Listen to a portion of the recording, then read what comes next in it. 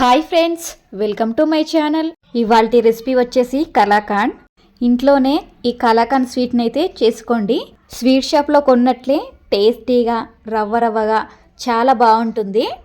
ఈ కలాకండ్ చేయడానికి పెద్ద ప్రాసెస్ ఏం కాదు. పాలు పంచదారతో పాటు కాస్త టైం ఉంటే చాలు, పర్ఫెక్ట్గా మన ఇంట్లోనే కలాకండ్ స్వీట్ తయారైపోతుంది. ఇప్పుడు ఈ స్వీట్ను ఎలా తయారు చేద్దామో చూసేద్దాము. ముందుగా స్టవ్ ఆన్ చేసి ఒక మందపాటి గిన్నెనైతే అయితే పెట్టేసుకోవాలి. అందులో లీటర్ వరకు అయితే గేదె పాలను తీసుకున్నానండి. మీ దగ్గర గేదె పాలు లేనట్లయితే ఫుల్ క్రీమ్ మిల్క్ పాల ప్యాకెట్స్ ఉంటాయి కదా, అవి కూడా తీసుకోవచ్చు. ఈ పాలు మరిగేలోపు మనమైతే ఒక చిన్న బౌల్లో ఒక 2 స్పూన్స్ వరకు నిమ్మకాయ రసాన్ని అయితే తీసుకున్నాను. ఆ 2 స్పూన్స్ నిమ్మకాయ రసంలో 2 స్పూన్స్ వాటర్ని అయితే కలిపి పక్కకైతే పెట్టేసుకోవాలి.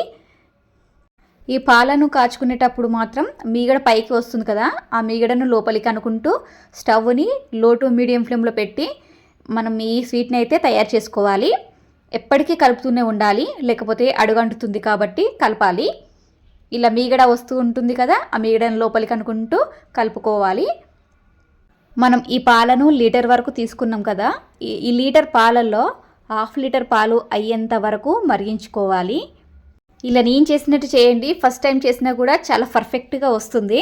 పాలు సగమైన తర్వాత మనం ముందే నిమ్మకాయ రసంలో 2 స్పూన్స్ వాటర్ కలిపి పక్కకు పెట్టేసుకున్నాం కదా, దానినైతే మళ్ళొకసారి కలిపేసి మనం ఈ పాలలోనైతే పోసేసుకోవాలి.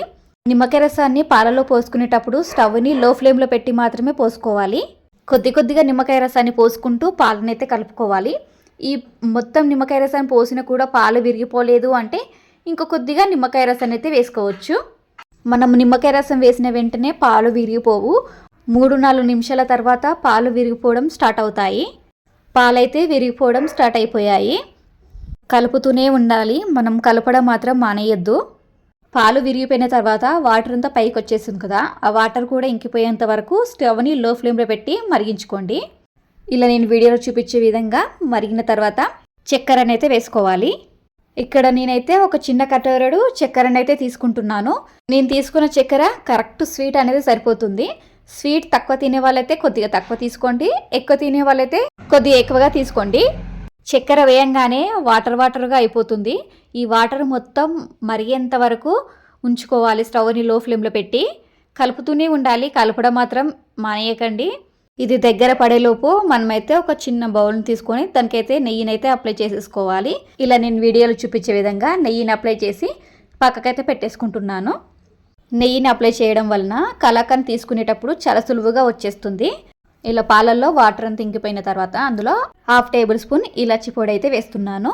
ఇలాచి పొడి మొత్తం కలిసిపోయిన తర్వాత ఒక 3-4 టేబుల్ స్పూన్ల నెయ్యిని అయితే వేస్తున్నాను.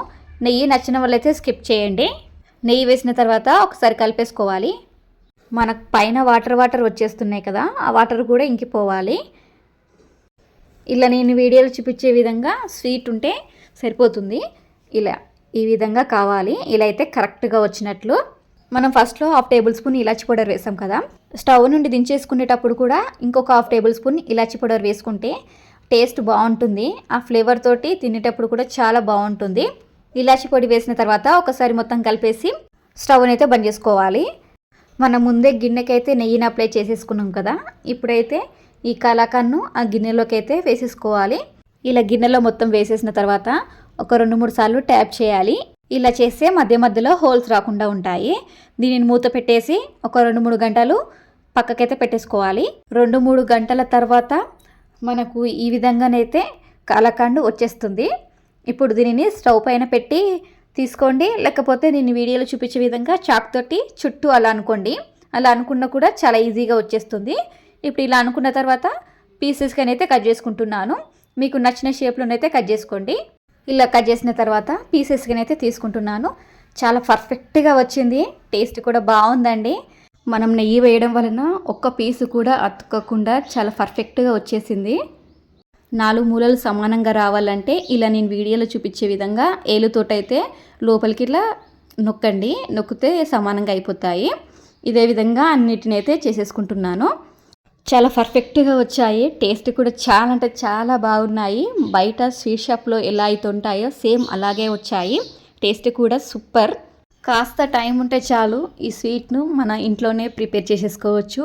ఇలా మన చేతులతోటి చేసి మన ఇంట్లో వాళ్ళకి ఇస్తే వాళ్ళు బాగుందని అంటే ఆ ఫీలింగే వేరుంటుంది కదా, చాలా బాగుంటుంది.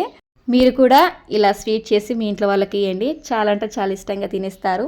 ఇలా తుంచి కూడా చూపిస్తున్నాను, చాలా పర్ఫెక్ట్గా వచ్చింది, టేస్ట్ కూడా చాలా బాగుంది. ఈ రెసిపీ మీకు నచ్చినట్లయితే ఒక లైక్ చేయండి. అలాగే ఈ ఛానల్ కొత్తగా చూస్తున్న వాళ్ళైతే సబ్స్క్రైబ్ చేసి లైక్ చేయడం మాత్రం మర్చిపోకండి ఫ్రెండ్స్.